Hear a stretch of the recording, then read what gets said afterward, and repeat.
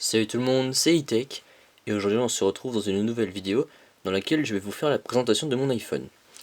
Donc dans cette présentation je vais vous montrer tous mes tweaks ainsi que tous les apps tweaks que j'ai sur mon iPhone.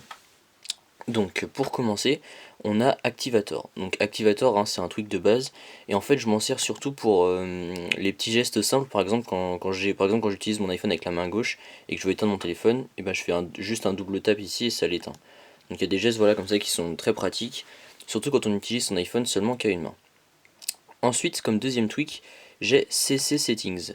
Donc en fait c'est un tweak où vous voyez, donc là en fait ça change les toggles qu'il y a là, enfin les petits boutons. Et donc en fait vous voyez on peut en installer plusieurs ou on peut en enlever, voilà il y en a plein et c'est vraiment très pratique. Ensuite le troisième tweak s'appelle Side Down. Donc c'est un tweak dans lequel je vous avais déjà fait une présentation. Et en fait ça sert à avoir des tweaks payants gratuitement. Donc voilà, donc encore c'est très pratique, comme ça on peut avoir tous les thèmes payants gratuits, etc. Ensuite on a Local App Store. Là encore c'est quelque chose qui nous sert avec l'application, enfin l'app tweak AppCake. Donc c'est ça AppCake. Et en fait c'est comme un Apple Store mais où tout est gratuit.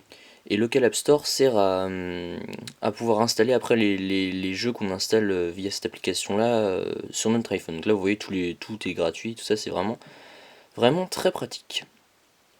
Ensuite, on a Phantom.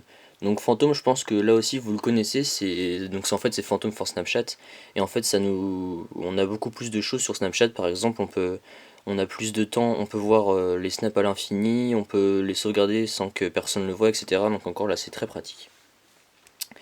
Ensuite, on a PowerTap. Donc PowerTap c'est en fait un truc qui sert, donc là vous voyez, donc là je reste appuyé comme si j'allais éteindre mon iPhone, sauf que là maintenant on a plusieurs options en appuyant sur le bouton. Donc là vous voyez slide to reboot, slide to respring, slide for safe mode, et là on revient à éteindre. Donc encore une fois c'est très pratique, comme ça si votre iPhone bug, vous faites un respring via ce tweak là et tout remarche comme avant. Et pour finir dans mes tweaks j'ai Weatherboard 2. Donc là vous voyez Weatherboard 2, donc c'est un truc que je vous ai déjà fait la présentation aussi, mais c'est pour avoir en fait la météo dans son fond d'écran. Bon c'est pas un truc que j'active tout le temps parce que ça use pas mal de batterie, et puis là j'ai un fond d'écran assez sympa de Star Wars donc j'ai pas trop envie de le mettre mais je le garde au cas où.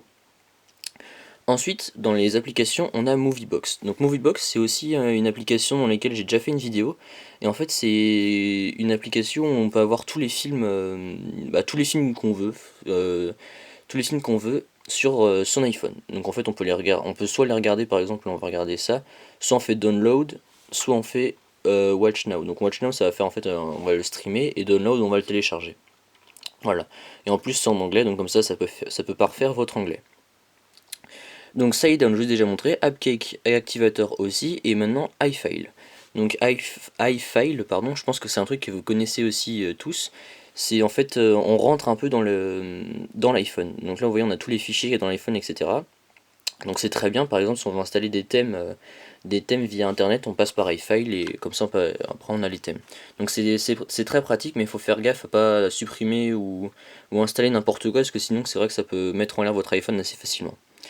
Ensuite on a Anemone. Donc Anemone c'est une alternative à Winterboard en fait, et moi je le trouve beaucoup mieux que Winterboard, parce que par exemple vous voyez, donc imaginons que je veux Ace Use iOS 9, donc là vous voyez je fais Enable, je fais Apply, et là en fait vous voyez ça nous fait un rendu de comment ça va faire. Donc c'est pratique parce que comme ça on voit ce que ça va donner sur notre iPhone, et c'est pas mal. Et pour finir, on a ByteAfont 3. Donc ByteAfont 3, je pense que c'est un truc que vous connaissez aussi, c'est pour changer la police de son iPhone. Donc en fait, moi la police que j'ai sur mon iPhone, c'est Caviar Dreams. Et donc pour installer une police, donc on fait Browse. Donc là, vous voyez, soit on cherche, soit on cherche, soit on descend, on regarde les polices, tout ça. On les installe via Swap Mode. Et une fois que c'est fait, vous faites Basic, et là vous cochez la police que vous aurez installée, et voilà, ça changera la police de tout votre système. Donc là par exemple, vous voyez, là par exemple pour les actualités, vous voyez là, la police est changée. Sur le lock screen aussi, quand on regarde l'heure, vous voyez c'est changé, etc. Donc c'est assez sympa, puis ça permet d'apporter un peu de customisation sur son appareil. Donc voilà, c'est tout pour cette vidéo de la présentation de mes tweaks, j'espère que ça vous a plu, et on se retrouve bientôt dans une prochaine vidéo. Allez, salut!